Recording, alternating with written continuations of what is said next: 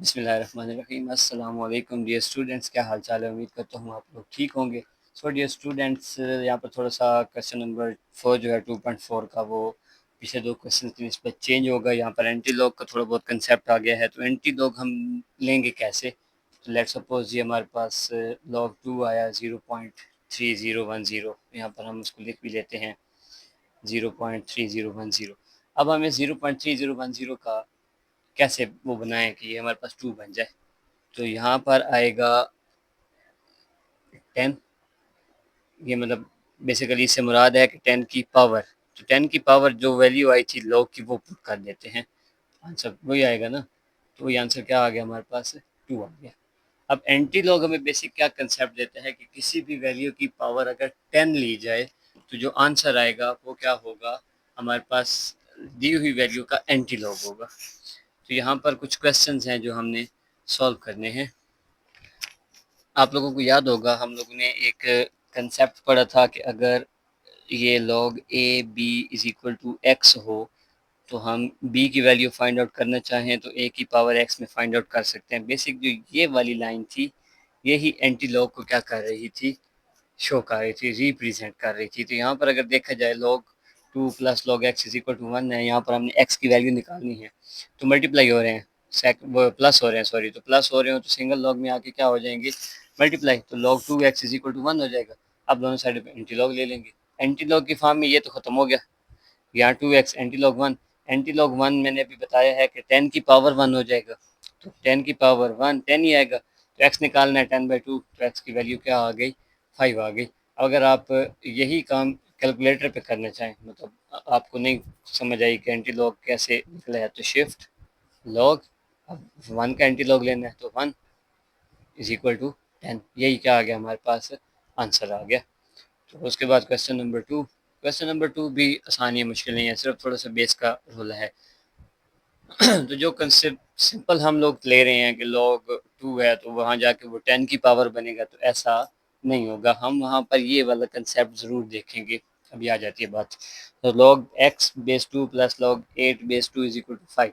अब अगर इसको मैं 10 वाले कंसेप्ट से करूँ, जो कि मेरा क्वेश्चन बेसिक तो गलत है, लेकिन अब इसमें गलती क्या है वो हमें चेक करना है। तो ये प्लस हो रहे हैं, मल्टीप्लाई हो जाएंगे, log 8x base 2 is equal to 5। मैंने एंटी लॉग दिया 8x, यहाँ मैंने गलती की, वहाँ देखें ना, तो हमने a की पावर x ली थी, ना कि 10 की पावर x। a से मुराद जो वैल्यू की बेस दी गई है, जो लॉगरिथम की बेस हमारे पास मौजूद है, उसको एज अ बेस ही रखना है। तो यहाँ पर बेस 2 थी, मैंने यहाँ पे बेस 10 लगा दी। तो अगर हम 10 के हिसाब से चलेंगे तो फिर ये क्वेश्चन गलत हो जाएगा। अगर यहाँ पर बेस दी गई है तो फिर जब ये वाली वैल्यू आएगी तो उसमें भी बेस वही बेस ही रखेंगे, वहाँ पर बेस चेंज नहीं करेंगे। तो यहाँ पर ये वाला क्वेश्चन क्या हो गया हमारा, गलत हो गया। अब ये log 8x base 2 is equal to 5 बन गया, तो एंटी लॉग लिया तो यहाँ पर ये 2 की पावर 5 बनेगा, तो 8x यहीं पे रहा, ये 2 की पावर 5 बन गया। तो x इज इक्वल टू 32/8 और x इज इक्वल टू, फिर यहाँ अगर आप ये नहीं भी लिखते एंटी लॉग बोथ साइड, तब भी काम क्या होगा,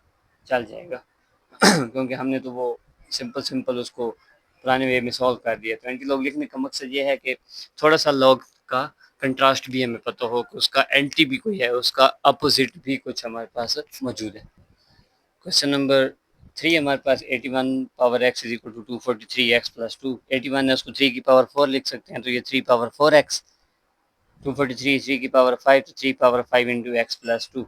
अब बेस इक्वल हो गए हैं तो एंटी लॉग की ज़रूरत ही खत्म होगी। बेस इक्वल हुए मतलब यहाँ पर हम इनको ऊपर वाली पावर्स जो है वो भी इक्वल करके लिख देंगे। तो 4x is equal to 5 into x plus 2। तो 4x 5x प्लस 10, ये 5x प्लस का इधर आके माइनस, तो माइनस एक्स देगा, तो एक्स की वैल्यू क्या आ जाएगी, माइनस का 10 आ जाएगी। उसके बाद क्वेश्चन नंबर 4। क्वेश्चन नंबर 4 हमें कहता है कि 1/27 है, इसकी base x power x minus 6 है इज इक्वल टू 27।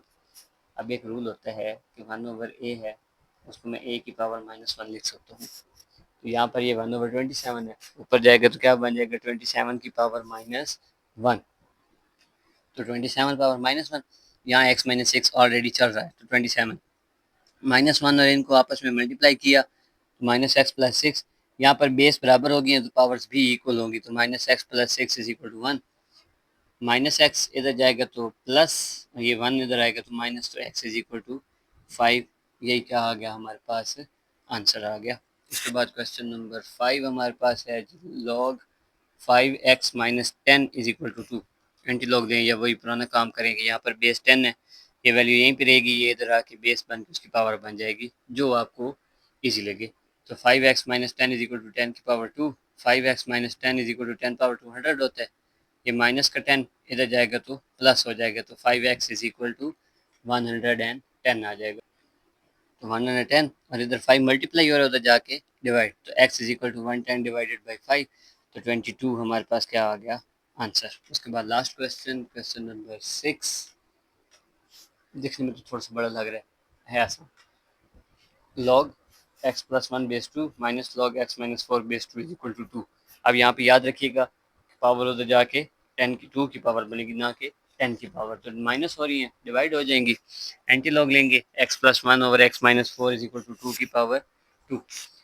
अब ये 2 की पावर 2 4 होता है, ये डिवाइड हो रहा था उधर जाके मल्टीप्लाई हो गया, तो x plus 1 is equal to 4 into x minus 4। तो x plus 1 4x minus 4 4 jar 16, तो x ये प्लस का 4x इधर आके माइनस, तो x minus 4x is equal to minus 16, plus का 1 उधर जाएगा तो माइनस 1, तो माइनस का 3x is equal to minus 17। ये माइनस और ये माइनस आपस में कट गए, तो x इज इक्वल टू 17/3। आप चाहें तो इसको ऐसे एज अ होल फॉर्म में भी लिख सकते हैं, अदरवाइज यहाँ तक भी आंसर क्या है हमारा ठीक है। तो यहाँ पे हमारा क्वेश्चन नंबर 4 कंप्लीट हो गया है। नेक्स्ट इंशाल्लाह अगले लेक्चर में डिस्कस करेंगे।